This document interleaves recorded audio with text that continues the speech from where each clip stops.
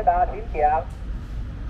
目前避难所内大约有550人，所有人员平安，但公用设备。若是发生重大灾难事件，通讯甲交通系统全面中断，这个时阵无线电就当达到正好救灾事宜沟通协调。为何东军小朋友嘛会当掌握无线电这项技术？中华民国无线电促进会南部分会特别规划了相关课程，予小东军亲近体验。下去就是画画，好，然后是电源开关在这边，好，这是主旋钮，调整它的频率，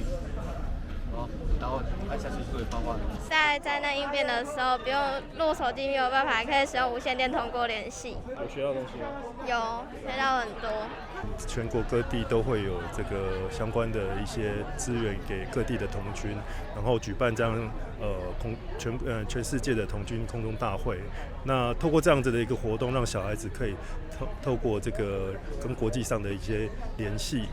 认识到整个无线电的这个传播的一些状况啊，那可以运用在各个方面。业无线电用救灾的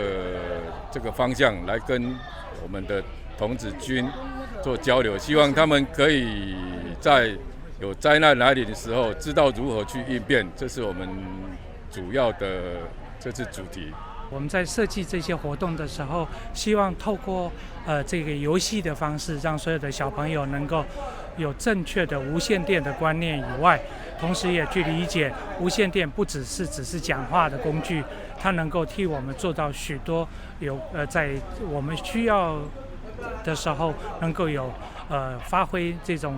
救助的能力的一种工具。民进党这个会台南办公室执行长蔡宏全也参与了防灾演练，强调无线电通讯在灾难发生时的重要性，让他们怎么去操作那个无线电的通讯。那在这个灾难或是地震的时候，他们可以派上非常重要的工作哈，那可以来协助一个通讯。内外的一个联讯的一个通讯，那所以今天非常的这个很不容易哦哈，而且这一次的一个通讯是在同个时间，大家就是定今天那个不是只有台南的而已，各县市的童军都是同这一天哈，这个时刻一起通讯。台南基会长陈庆生强调，教育力量无法度取代，透过无线电，不仅会当传播技术，更会当有效推广文化，进一步互无同国家甲地区的童军，伫跨国同联中建立起文化桥梁。记者张世维采访报道。